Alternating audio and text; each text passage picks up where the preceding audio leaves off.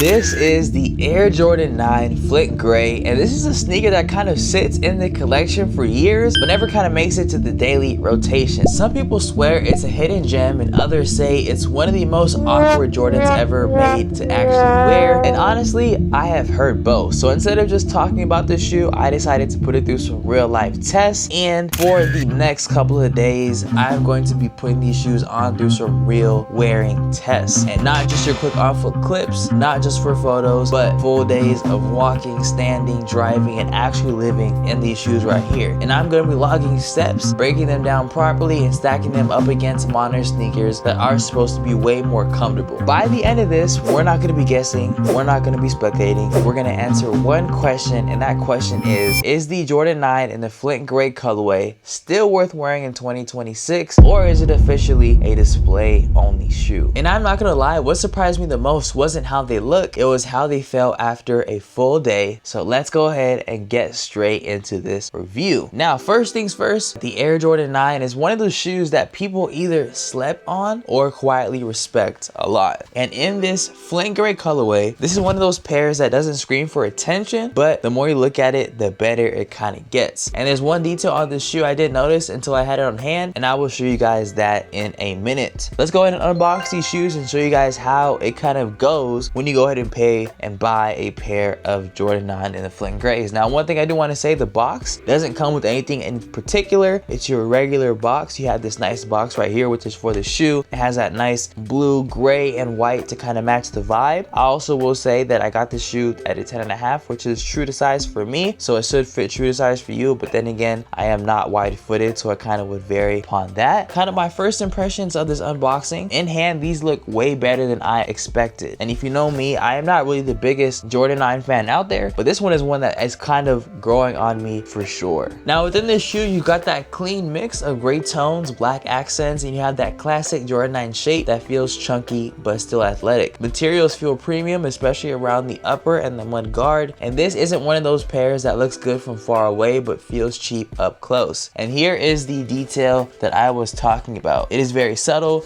but once you see it, you can't unsee it. And you know, before we get further into this sneaker, I feel like we got to give a little history lesson for those that don't already know the history. You know, if you do, go ahead and just kindly let us know of some of it in the comment section that I do go ahead and miss upon. You know, when it comes to the history of these Air Jordan 9s, that is going to kind of separate and show like why the Jordan 9 is so different from the others. Now, the Jordan 9 is unique because this is the shoe Michael Jordan had worn when he was technically retired from the NBA, and this shoe is definitely global, it is definitely bold, and it doesn't look like any other Jordan before or after it. Now, that's why colorways like the Flint Gray work so well. It is because it keeps the design very, very clean and lets the silhouette do the talking. So that's a little history lesson for those that didn't know, but if you did know, make sure you leave a like on the video just so I know who's really tapped in with the sneaker world. But anyway, now that we kind of broke down, you know, the history and kind of like the unboxing when you get this shoe, let's go ahead and talk about, you know, the materials and build quality to see, you know, how the durability and longevity of this shoe is going to last, because that definitely is going to matter when buying a shoe of this price. When we go up to the materials, we're going to start up top, and up top you got a mix of smooth leather and textured panels, and everything feels really, really solid. With this shoe, you have no flimsy spots, no weird glue marks, and the stitching within this shoe is very clean, and the shoe feels like it can actually take wear instead of just, you know, sitting on the shelf and just looking good in your sneaker collection. Now, this is one of those Jordans that feels like it was built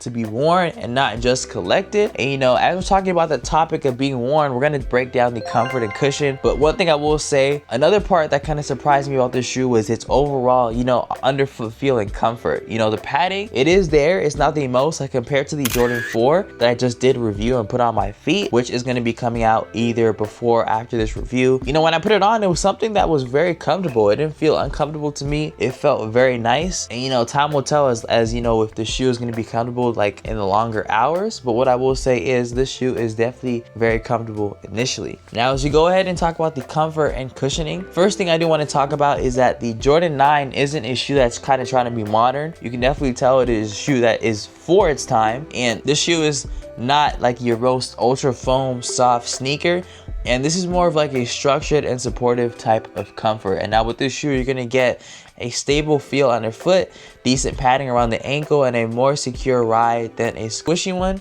and it's comfortable in a very solid and supportive way, and not in like an walking cloud sensation type of feel. So if you're already maybe sold on this sneaker or kind of want to see a little bit more about this sneaker on its site and see the pricing, maybe if there's even a sale, I definitely recommend check out the links in the description, because I definitely will have links to this shoe for both genders, so that, you know, everybody can go ahead and buy a sneaker to the link.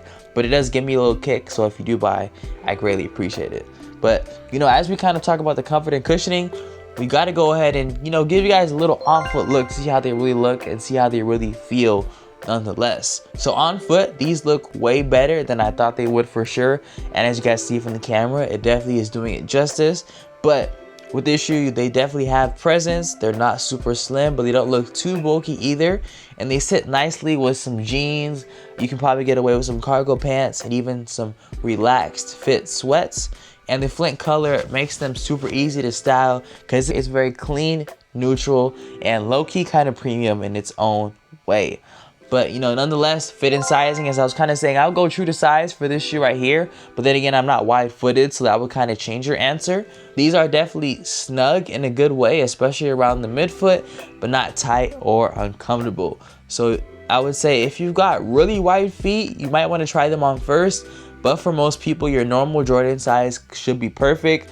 And this shoe kind of has a wide base, as I'm sure you guys will see. But I'll show you guys my Ray-Bans and, you know, just give you guys a better look of how it looks width-wise.